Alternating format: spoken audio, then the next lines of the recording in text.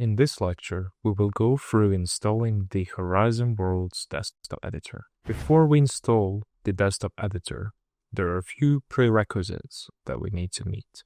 First, we need a Meta account. A Meta Horizon Worlds account is required to make use of Horizon Worlds. If you do not have an account, you can go to horizon.meta.com and sign up for an account or log in if you already have an existing account. Next, we need Windows 10 or up, an Intel i5 processor, as well as 8 or more gigabytes of RAM. At the moment, only the Windows operating system is supported. You can find the download link here. Press the download and then save it in your downloads. All you have to do is double click and it will prepare to install.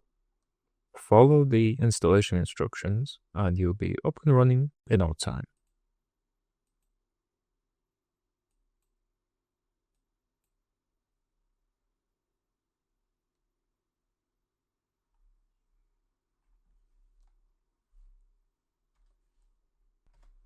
Once the installation is complete, you can now launch the desktop editor and sign in with your Meta account. Again, if you do not have a Meta account, you can always create one. Once you're signed in, simply navigate to the store and search for Horizon Worlds. The first result that comes up should be Meta Horizon Desktop Editor.